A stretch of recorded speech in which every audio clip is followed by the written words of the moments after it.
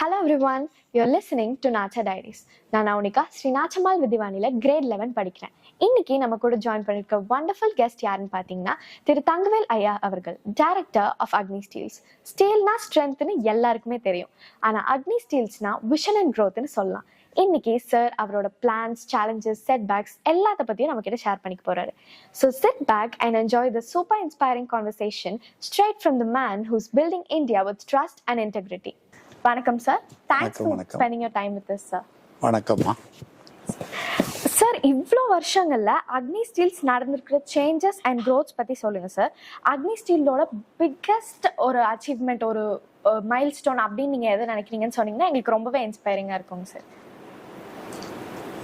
அக்னி Steeles அப்படிங்கிறது நாங்கள் ஒரு 3 பேர் சேர்ந்த உருவாக்கின கம்பெனி. நாங்கள் எல்லாரும் ரொம்ப சாதாரணமான நிலைமையிலேருந்து வந்தோம். சரிங்க. அதுக்கு முன்னாடி ஒரு சின்ன ஃபவுண்ட்ரி நடத்திட்டு இருந்தோம். அதுக்கு முன்னாடி ஒரு பக்கம் வேலையில் இருந்தோம், அது வேற. சரிங்க. அந்த ஃபவுண்ட்ரியில் இருந்தபோது அதில் இருக்கக்கூடிய நாங்கள் தயாரி பண்ணக்கூடிய பொருளில் ஒரு டிஃபெக்ட் இருந்துகிட்டே இருந்தது. அதை சரி பண்ணணுங்கிறதுக்காக நாங்கள் அப்போது எஸ்ஐஎஸ்எல் வருவாங்க, அவங்ககிட்ட கேட்ட அந்த டைரக்டர்கிட்ட.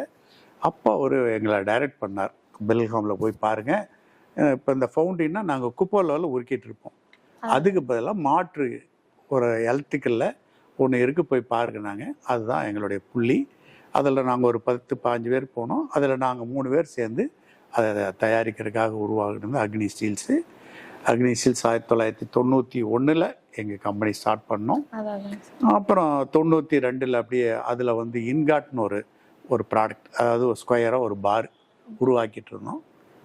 95 அந்த பாரை கம்பியாக பண்ணுறது எப்படி அப்படின்னா அதை பற்றி ஒரு மற்றவங்ககிட்ட இருந்து தெரிஞ்சுட்டு அந்த கம்பி உருவாக்கிட்டு இருந்தோம். அப்போல்லாம் என்னென்னா அந்த கம்பியை ஸ்ட்ரென்தன் பண்ணுறதுக்காக 2 பக்கம் இந்த நூல்லாம் திரிப்பாங்க தெரியுமா, அது மாதிரி ராட்டில் திரிக்கிற மாதிரி 2 எண்டில் இருந்து அந்த கம்பியை முறுக்கி பண்ணிட்டு இருந்தோம். முறுக்கு கம்பிகளாக இருந்தது ஒரு காலத்தில். அதனுடைய டெவலப்மெண்ட் பின்னாடி ஜெர்மன் டெக்னாலஜி ஒன்று வந்துச்சு, அது டிஎம்டி, தெர்மோ மெக்கானிக்கல் ட்ரீட்டட். இந்த அப்படி நாங்கள் அந்த அக்னி ஸ்டீல்ஸை அந்த உருவாக்கின கம்பியை அந்த தெர்மோ மெக்கானிக்கல் ட்ரீட் வழியாக ஒரு அதில் ஸ்ட்ரென்த் வந்துடும். அது எப்படி ஸ்ட்ரென்த் வரும்னா, ஒரு கூலிங் பாக்ஸ், அது ஒரு நீண்ட ஒரு பாக்ஸ் இருக்கும், தெர்மோ பாக்ஸ். வரையில் வந்து 900 டிகிரி 950 டிகிரியில் அந்த கம்பி வரும். அது முதல்ல வந்து 1600 டிகிரியிலேருந்து அப்புறம் மறுபடியும் 1100 டிகிரியாக வந்து அதுக்கப்புறம் தான் கம்பியை உருவாக்குவோம். அந்த கம்பி உருவாகி வர்றபோது வெளியே அவுட்புட்டாக வரையில் 950 டிகிரி வரும். வர்ற கம்பியை ஒரு பாக்ஸ் வழியாக வெளியே அனுப்புவோம். அந்த பாக்ஸில் ஃபோர்ஸாக, அது நிறைய டெக்னிக்கல் இருக்குது, அது வழியாக பண்ணுற போது அது வெளியே வர்ற போது அது என்ன ஆகும்னா அந்த மேலெல்லாம் அந்த தண்ணி படுறதுனால உடனே அது ஒரு மேலே ஒரு ஸ்ட்ரென்த், அதாவது மேலெல்லாம் கூல் ஆயிடும். பட் அந்த கம்பியினுடைய உள்பகுதி இருக்கும் இல்லையா, கோர், அது வந்து அப்படியே அந்த ஹீட்டை உள்ள அதே 650 700 900 டிகிரியாக இருக்கும். அது என்ன ஆகுன்னா அப்படி கொஞ்சம் கொஞ்சமாக டைம் ஆக அது எல்லாத்துக்கும் பாஸ் பண்ணல அந்த கம்பிக்கு ஒரு ஸ்ட்ரென்த்து கிடைச்சிரும். அப்புறம் அது கூலன் ஆகையில் ஸ்ட்ரென்த்து கிடைச்சிரும். இதுதான் தெர்மோ மெக்கானிக்கல் ட்ரீட்டடுங்கிறது. இது நாங்கள் பண்ண பிறகு நாங்கள் என்னென்னா, இந்த அப்போல்லாம் கம்பிக்கு வந்து பெருசாக இது பிராண்டெல்லாம் இல்லை. ஃபஸ்ட்டு என்ன பண்ணோம், கம்பியை நாம் தரமாக பண்ணுறோமாங்கிறதுக்கு நாங்களாம் வாலண்டியராக போய் பிஏஐஸ், அப்போ ஐஎஸ்ஐன்னு இருந்தது, அங்கே போய் கொடுத்து, ஐயா எங்கள் கம்பி இந்த தரமாக இருக்கா கொஞ்சம் பார்த்து சொல்லுங்க ஐயா அப்படின்னு நாங்கள் தான் கேட்டோம். கேட்ட பிறகு அவங்க பார்த்துட்டு உங்கள் கம்பி தரமாக இருக்கிறதுக்கு என்னென்ன வேணும்னு வழி சொன்னாங்க. நாங்கள் அந்த வழிகள்லாம் தயாரித்து ஒரு தரமான கம்பி உருவாக்கி ஃபஸ்ட்டு ஐஎஸ்ஐ முதல்ல வாங்கின கம்பெனி. அப்போ இந்தியாவில் யாருமே வாங்கலை, நாங்கள் தான் முதல்ல ஐஎஸ்ஐன்னு வாங்கினோம். அப்போ கம்பிக்கு மட்டும் இல்லை, அந்த கம்பி உருவாக்குறதுக்கான பில்லட் தயாரிப்போம், அதுக்கும் அந்த தரத்துக்கான சர்டிஃபிகேட்லாம் வாங்கி முதல்ல எங்களுடைய கம்பி தரமான கம்பின்னு எங்களுக்கு முழு திருப்தி வந்த பிறகு நாங்கள் ஒரு பிராண்டு கிரியேட் பண்ணோம். அக்னி டிஎம்டி அப்படின்னு பிராண்ட் பண்ணி பிராண்டை வெளியே வந்தோம் ஃபஸ்ட்டு. அதுதான் எங்களுடைய கம்பெனிக்கு பெரிய டேர்னிங் பாயிண்ட்னு சொல்லலாம். சார் நீங்க அந்த ஒர்க்கை பத்தி இவ்வளோ இன்வால்வ்டா பேசும்போதே ரொம்ப கேட்கறக்கே ரொம்ப இன்ஸ்பைரிங்கா இருக்குதுங்க சார். அக்னி ஸ்டீல்ஸ்ல யூஸ் பண்ற நியூ டெக்னாலஜிஸ் பத்தி ஏதாவது ஒன்று ஆட் பண்ணியிருப்பீங்கல்ல சார், அது மாதிரி ஏதாவது இருந்தா சொல்லுங்க சார். நியூ டெக்னாலஜிஸ் இப்போ நாளாக புதிய புதிய டெக்னாலஜி வந்துட்டே இருக்கு, நிறைய வந்துட்டு இருக்கு. அதை நாங்கள் அதுக்கப்புறம் நாங்கள் 2005 இருந்து நாங்கள் முதல்ல வேறு ஒன்லி ஸ்கிராப்பில் தான் பண்ணோம். ஸ்கிராப்பில் பண்ணுங்கிறதுக்காக இது தப்பே கிடையாது. ஏன்னா இப்போ தங்கம் இருக்குது, தங்கத்தை நீங்கள் போய் எல்லாம் நேரடியாக நம்ம சுரங்கத்திலேருந்தே வாங்கிட்டு வரதில்லை. அது ஒரு பிஸ்கட்டாக வருது, உருக்கி பண்ணுறோம், மறுபடியும் திருப்பி பண்ண அந்த தங்கம் இன்னும் பியூரிட்டியாக தான் வரும். அதனால ஸ்கிராப் பண்ணுறதுனால தவறு இல்லை. ஆனால் நாங்கள் என்ன பண்ணோம்னா அது போக அயன் ஓரை கொண்டுட்டு வந்து அயன் ஓரை ஸ்பாஞ்சைனாக கன்வெர்ட் பண்ணி அயன் ஓரை அங்கே பெல்லாரிசி எல்லாம் இருக்குது, அதை இங்கே கொண்டுட்டு வந்து அதை அயன் ஓரை கன்வெர்ட் பண்ணி அந்த அயன் ஓரை ஸ்பாஞ்சைன் கன்வெர்ட் பண்ணும். ஸ்பாஞ்சைன் கன்வெர்ட் பண்ணியில் அந்த அயன் ஓரில் ஒரு 62% அயன் இருக்கும். நாங்கள் அதிலிருந்து இது பண்ண போது அது ஒரு 90% அதில் அயன் கிடைச்சிடும். அதையே மறுபடியும் நாங்கள் மெல்ட் பண்ணி அது கம்மி பண்ணுறோம். இதுக்கப்புறம் சிஆர்எஸ்ன்னு ஒன்று, அது இப்போ நாங்கள் மற்றவங்கெல்லாம் பேர் போட்டுட்ருக்காங்க, அது சிஆர்எஸ் இல்லை. நாங்கள் அதே உண்மையான சிஆர்எஸ் உருவாக்கணுங்கிறதுக்காக கடுமையாக போராடி இப்போ அதையும் கொண்டு வந்திருக்கோமா. இப்போ சூழ்நிலை நம்மளுக்கு சில டைம் லைஃப் நம்மளுக்கு ரொம்ப கடினமாக கொண்டு வந்து விடுங்க சார். அந்த மாதிரி சுச்சுவேஷன்ஸ் அப்போ உங்களுக்கு ஒருத்தங்க ரொம்ப நல்ல வழியிலையும் பாசிட்டிவாகவும் நம்மளை கொண்டு போய் வழி நடத்தியிருப்பாங்க. அந்த மாதிரி உங்களுக்கு உங்கள் வாழ்க்கையில் ஒரு பர்சன்னா நீங்கள் யாரை சொல்வீங்க? அந்த மாதிரி குறிப்பிட்டு சொல்லணும்னா எஸ்கே மயிலானந்தம். நான் எஸ்கே மயிலானந்தம்னு உலக சமுதாய சேவா சங்கத்தினுடைய தலைவர், ஆலியாறு அறிவித்திருக்கோயிலுடைய தலைவர். ஓகேங்க சார். நாங்கள் 1999 நான் இதே மாதிரி ஆக்னியெல்லாம் ஆரம்பித்த கொஞ்ச நாள் இல்லை, நான் அந்த ஈரோடு மாவட்ட சிறுதொழில் சங்கத்தினுடைய தலைவராக தேர்ந்தெடுக்கப்பட்டிருந்தேன். அப்போது இந்த தேசத்தை பற்றி இந்த நாட்டை பற்றி நிறைய கேள்விகள் எங்களுக்கெல்லாம் இருந்துச்சு. அப்போ இதை பற்றி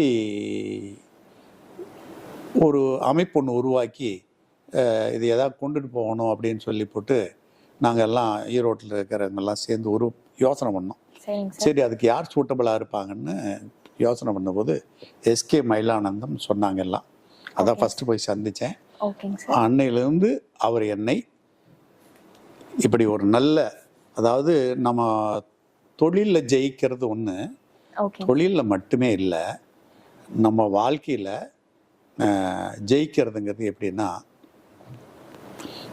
அவர் நமக்கு பூரா இந்த நமக்கு எல்லாம் எங்கேருந்து ஏர்ன் பண்ணுறோமா, நம்ம படித்தோம் சரி, அதுக்கப்புறம் நம்ம தொழில் செய்கிறோம், பணம் வருது, எல்லாம் எங்கேருந்து வருது?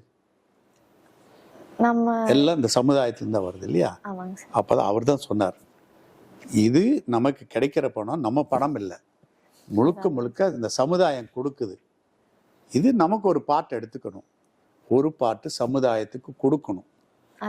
இது எனக்கு சொல்லி கொடுத்த பெரிய மகான் அவர் தான், எஸ்கே மயிலானந்தம். அவர் தான் நான் மிகப்பெரிய ஒரு பெரிய இதாக பார்க்குறேன்.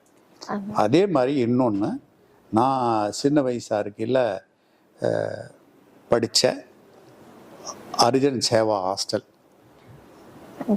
அது 6வது அங்கே படித்தேன். ஓகேங்க சார். அந்த ஹாஸ்டலை நடத்திட்டு இருந்தவர் லட்சுமண ஐயர், ஜிஎஸ் லட்சுமண ஐயர்னு பேர். அவர் ஒரு பெரிய நான் முன்னுதாரணமாக நினைக்கிறேன். அவங்கெல்லாம் மிகப்பெரிய மனிதராக இருந்து மிகப்பெரிய, அவங்க அப்பா லட்சுமி மில்ஸு, இங்கே இருக்கிற பெரிய பெரிய பிஎஸ்சி குடும்பத்துக்கெல்லாம் லோன் கொடுத்தவங்க. ஆனால் கடைசியில் அவர்கிட்ட ஒன்றுமே கிடையாது. அவர் இந்த நாட்டுக்காகவே, அவங்க அப்பா அவர், அதுக்கப்புறம் இவர், இப்போ அவர்கிட்ட ஒன்றும் இல்லை. ஆனால் காந்தி சொன்னார், பேர் போய் கேட்டோன்னு லட்சுமி நாயர் சொன்னோடனே நீ போய் முதல்ல அரிஜனங்களுக்கு சேவை பண்ணார். வந்து இன்னைக்கு அதான் அவருடைய சேவையை அடுத்து செஞ்சார். இப்போ அவர் இறந்துட்டார். இப்போ 109 வருஷம் ஆச்சு அவருக்கு. அவர் ஒரு பெரிய எனக்கு பெரிய இந்த சமூகத்துக்கு பண்ணணும். சமூகத்துக்கு பண்ணுறதுங்கிறது எல்லாத்துக்கும் பண்ணணும். இன்னும் சொல்ல போனால் கீழ்நிலை மக்களுக்கு போய் சேரணும். அதுதான். அதான் சார். கண்டிப்பா நீங்க சொன்னதுபடியே சமுதாயத்துக்கு, அப்புறம் நம்மளை விட கொஞ்சம் ரிசோர்சஸ்லாம் கம்மியா அவைலபிளா இருக்கிறவங்களுக்கு நிறைய ஹெல்ப் பண்ணணும் அப்படின்னு சொல்லி நாங்க ஸ்டூடெண்ட்ஸ் எல்லாத்துக்குமே நாங்களும் முயற்சி பண்றோங்க சார். ரொம்பவே நன்றிங்க சார். ரொம்ப அருமை. உங்க பிசினஸ் ஜேர்னில இருந்து எங்களை மாதிரி ஸ்டூடெண்ட்ஸ்க்கு கத்துக்க வேண்டிய ஒரு பாடம் அப்படின்னா நீங்க எதை வந்து சொல்வீங்க சார்? முதல்ல நான்லாம் படிக்கல, அதான் படிக்காம தான் வந்தோம். இன்னைக்கு வந்து அவசியம் படிக்கணும்.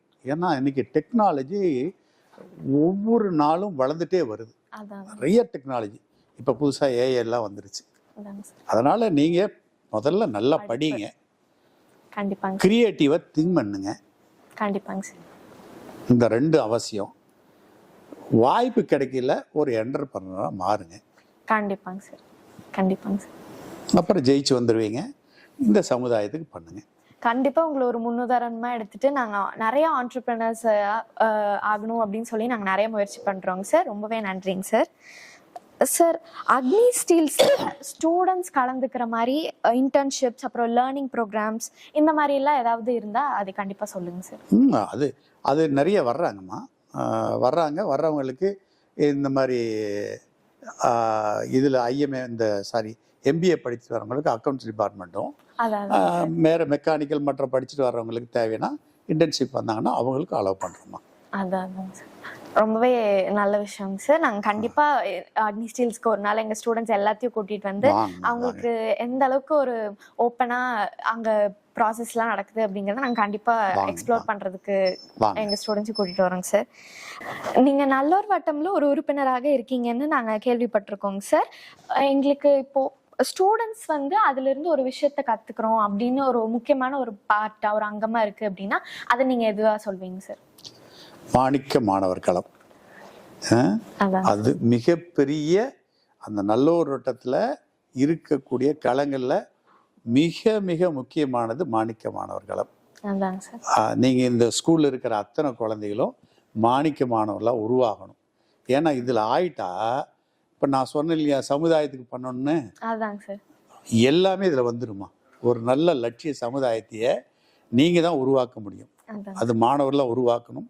நீங்கள் மாணவர்களாக இருப்பீங்க, இளைஞர்களாக மாறுவீங்க. அடுத்து வாழ்க்கையில் தேர்ந்தெடுத்து போகையில எல்லாம் உங்களுக்கு இது வந்து மிகப்பெரிய வழிகாட்டுதலாக இருக்கும். கண்டிப்பாங்க. அதனால் நீங்கள் எல்லாருமே இந்த இதில் ஒரு பெரிய யாரும் உறுப்பினர்கள் எல்லாமே பொறுப்பாளர்கள். அதாங்க சார். அதனால நாம எல்லாருமே பொறுப்பு எடுத்துக்குவோம். நல்ல லட்சிய சமுதாயத்தை உருவாக்கலாமா. இந்த மாணிக்க மாணவர்கள் எங்களோட ஸ்கூல் ஸ்டூடெண்ட்ஸ் நிறைய பேர் ரொம்பவே இன்ஸ்பயர்டா அதை நோக்கி பண்ணணும், அதுக்குன்னு சில ஐடியாஸ் அது எல்லாமே நிறைய வளர்த்துருக்காங்க சார். ரொம்பவே தேங்க்யூங்க சார். கொஞ்சம் பேர் இல்லம்மா, எல்லாரும் ஆகணும். கண்டிப்பாங்க சார். கண்டிப்பாங்க சார். எல்லாருமே கண்டிப்பா மாறுவாங்க சார். அதே மாதிரி நீ மாணிக்க மாணவின்னு நினைக்கிறமா? சந்தோஷம். Thank you sir. ஓகே மக்களே, சாரோட இன்டர்வியூ கேட்டுட்டு எல்லாரும் ஹாப்பியா இருப்பீங்கன்னு நம்புறேன். So I'll catch you in another exciting episode like this. Until then, stay tuned with Nacha Diaries.